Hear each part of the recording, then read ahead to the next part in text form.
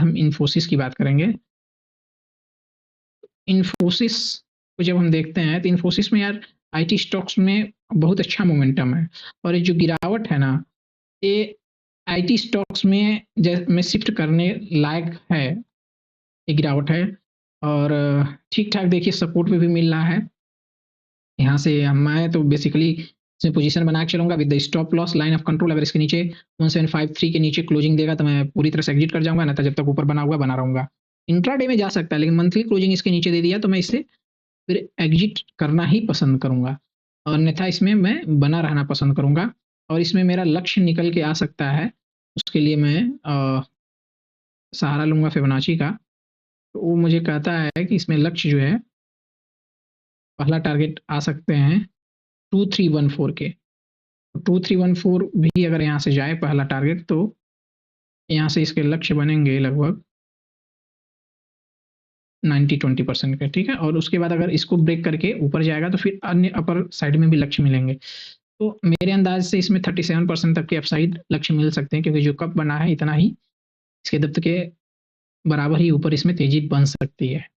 अब ये सपोर्ट पे है तो मैं इसको अब बाइंग अपॉर्चुनिटी मान के चलता हूँ, और इसको मैं खरीदना चाहूंगा 1922 तक के स्तर पे विद द स्टॉप लॉस 1755, ठीक है। 1755 हो गया। इन्फोसिस, करूर विजया बैंक की बात करते हैं। करूर विजया बैंक जैसे ही ओपन होता है हम इसकी चर्चा लगे याद कर लेते हैं। और करूर विजया बैंक में एनालिस्ट क्या कहते हैं उस चीज को भी मैं ओपन करना चाहूंगा। KARUR, Karur Vijaya bank. Karur Vijaya bank का चार्ट यहाँ ओपन हुआ है, तो इसमें मेजर्स जो सपोर्ट है, जहां से चार्ट का स्ट्रक्चर बिगड़ जाएगा वो पहले उसको मार्क करो। तो ए निकल के आ गया आपका 213.80 का। 213.80 के नीचे अगर स्टॉक मंथली क्लोजिंग दे देता है तो इससे टाटा बाय बाय कर लेना ही समझदारी होगी। एक बार थोड़ा सा और इसको कर लेते हैं, तो 214.45 के नीचे अगर क्लोजिंग आ गई तो इसमें बुद्धिमानी होगी कि टाटा बाय बाय कर लिया जाए। इसका बेस्ट सपोर्ट बाइंग लेवल क्या आता है, इसका बेस्ट सपोर्ट बाइंग लेवल भी यही आता है। हो सकता है स्टॉक इंट्राडे में यहाँ से टच करके अगर निकल जाए ऊपर, तो एक बाइंग का लेवल भी अच्छा है, यानी 214 के आसपास खरीदारी करनी चाहिए। मैं करूंगा, करना पसंद करूंगा या कर सकता हूं, लेकिन अगर मंथली क्लोजिंग इसके नीचे आ जाती है तो पुनः इससे मैं पूरी तरह से एग्जिट कर जाऊंगा, ठीक है। मुझे मंथली क्लोजिंग से मतलब है, ठीक है। बाकी का इसका वीकली चार्ट ये रहा, आप देख सकते हैं सामने। डेली चार्ट यह रहा। डेली चार्ट में स्टॉक कमजोर है, और यह जो है आने वाले समय में करूर विजया बैंक आपको 215 तक के स्तर दिखा सकता है। तो मैं मंडे को इस स्टॉक को शॉर्ट करना चाहूंगा, बेचना चाहूंगा, क्योंकि एक महीने के अंदर या 1 से 3 महीने के अंदर जो है 215.25 के स्तर दिखाने की क्षमता रखता है, मेरी पर्सनल राय में, ठीक है।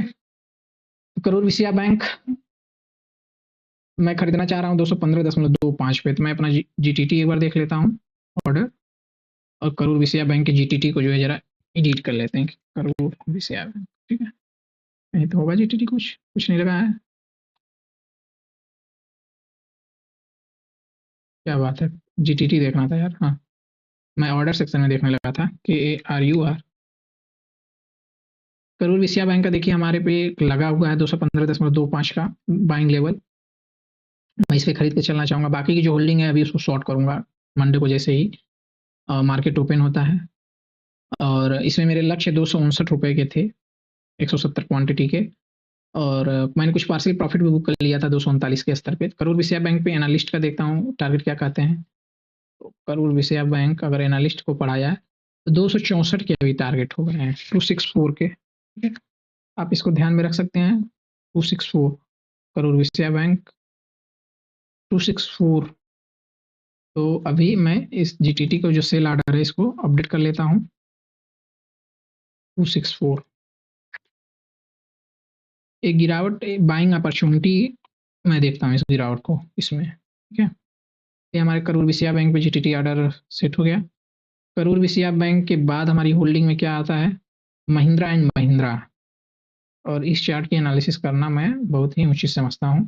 महिंद्रा एंड महिंद्रा में 3-4 समथिंग टारगेट है। INDRA Mahindra and Mahindra limited के एनालिस्ट क्या कहते हैं वो एक बार देखना चाहूँगा। फिर इसके चार्ट को भी डिस्कस कर रहा हूँ। महिंद्रा एंड महिंद्रा के चार्ट में मैं क्या पाता हूँ। जब महिंद्रा एंड महिंद्रा के चार्ट को मैं देख रहा हूँ, ओपन किया, तो सबसे पहले एक मेजर रेजिस्टेंस मार्क करना चाहिए, या सपोर्ट, सॉरी, एक सपोर्ट का ये मेजर सपोर्ट इसका ये है, ठीक है, 27215 डन।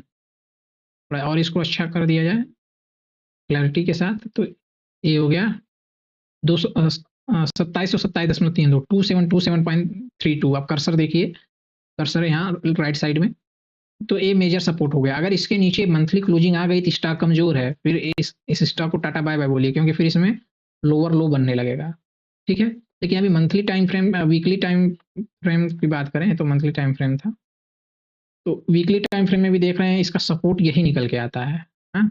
इसके नीचे चला गया तो स्टॉक से हाथ जोड़ना पड़ेगा। तो 2727 बेस्ट लेवल हो सकता है खरीदने का इस स्टॉक को।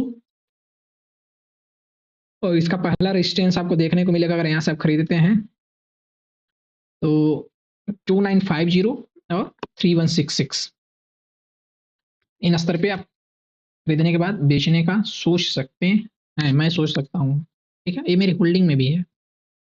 तो महिंद्रा एंड महिंद्रा को अगर मैं बेचना चाहूँ तो अगर इन स्तर पे खरीदूंगा तो सबसे पहले हमारे सामने रेजिस्टेंस जो है ये दिखेगा 2950 का,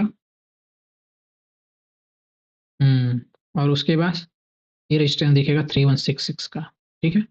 और डेली टाइम फ्रेम जरा इसका देखें, तो डेली टाइम फ्रेम को यदि हम बात करें तो अगर ये स्टॉक जो है 2845 के नीचे जिस दिन क्लोजिंग दे देगा, अगर 2845 के नीचे क्लोजिंग देता है तभी ये 2727 के स्तर पे जाएगा, 2727.3 के स्तर पे जाएगा। 2845.35 के नीचे अगर क्लोजिंग देता है तो कर्सर देखिए 2845.35, अगर इसके नीचे क्लोजिंग देता है डे क्लोजिंग, तब ये इस स्तर की तरफ मूव करेगा। तो मैं इस स्तर के नीचे इसको शॉर्ट करना पसंद करूंगा, और अगर ये जाता है तो मैं पार्सल प्रॉफिट बुक करना चाहूंगा। अगर यहाँ से मुड़ता है तो 3027 के स्तर के आसपास, ठीक है। ये हमारा पर्सनल व्यक्तिगत एनालिसिस है महिंद्रा एंड महिंद्रा के स्टॉक पे। लेकिन एक चीज खासियत है महिंद्रा एंड महिंद्रा के डेली चार्ट में कि यह देखिए ये स्टॉक जो है अभी लोअर लो नहीं बनाया आज, मतलब हायर लो बनाते जा रहा है, दैट्स गुड, ठीक है। और यहाँ अगर क्लोजिंग आ ही गई डेली तो अगर डबल बॉटम यहाँ से बन जाए, यहाँ से घूम जाए तो अच्छा है। 40 का सपोर्ट भी इसको मिल रहा है, ये भी अच्छी बात है। अगर 40 को तोड़ के नीचे क्लोजिंग देता तो थोड़ा सा रिस्की हो जाता, ठीक है। तो इस तरह से स्टॉक की एनालिसिस मैं करता हूँ, जो कि आपके सामने रख रहा हूँ। महिंद्रा एंड महिंद्रा के प्रोबेबल टारगेट जो हैं कितने आ रहे हैं एवरेज, तो इसका टारगेट 13% ऑफ साइड है, 3418 के आ रहे हैं, ठीक है। लेकिन मैंने क्या टारगेट अपने लिए रखा, मैंने रखा कि अगर 2727 के आसपास खरीदने को मिल जाए तो पहला लक्ष्य 50% प्रॉफिट बुकिंग करना मैं चाहूँगा 2950 पे। मैं क्योंकि इतना रिस्क क्यों लूँ, ठीक। 50% यहाँ प्रॉफिट बुक करूँगा, 25% यहाँ बुक करूँगा, 75% प्रॉफिट इस तरह से बुक करूँगा। यहाँ मतलब 3166 और 2950 पे अगर मैं इन स्तर पे खरीदने में सफल हो जाता हूँ तो रिमेनिंग 25% छोड़ दूंगा कि ब्रेकआउट वर्कआउट आएगा तो वो देखा जाएगा, फिर वो वाली स्ट्रेटेजी प्ले किया जाएगा, ठीक है। अभी तो इसके सामने रेजिस्टेंस है, मूव आके खड़ा हुआ है। तो ये रहा महिंद्रा एंड महिंद्रा पे हमारी व्यक्तिगत चर्चा। 2727 हमको अच्छा लगता है, थोड़ा हम इसको नोट कर लें। और इसमें स्टॉप लॉस है 60 टाइम पीरियड के लिए। अगर आप ऊपर पोजीशन बनाए हुए हैं इधर तो 60 टाइम पीरियड के स्टॉप लॉस निकल के आता है, आप चाहें तो लगा सकते हैं 2845 in day closing stop loss हुई। अन्यथा लाइन ऑफ कंट्रोल जिसके नीचे पूरी तरह से एग्जिट करना है तो वो लाइन हो गई 2727। या थोड़ा सा और ज़्यादा रिस्क लेना चाहते हैं तो इसको मान लीजिए जो एकदम मैक्सिमम लो है 2634, ठीक है। तो ये राय रही हमारी महिंद्रा एंड महिंद्रा पे मेरी एनालिसिस रही। इसके बाद मोतीलाल ओसवाल फिनेंस की बात करते हैं। मोतीलाल ओसवाल फिनेंस तो आज मेरे बाइंग रडार पे था, कल भी था, कल मैंने खरीद के इंट्राडे में ही इसको बेच दिया था। तो अब देखिए सबसे पहले मार्क किया जाता है क्या कि मेजर सपोर्ट इसमें कहाँ मिल रहा है मोतीलाल ओसवाल में। मोतीलाल ओसवाल में आप देखेंगे ये रहा मेजर सपोर्ट का स्तर, और ये है आपका 918, 918, 920, ठीक है। इन स्तर से खरीदारी की जा सकती है, ठीक है।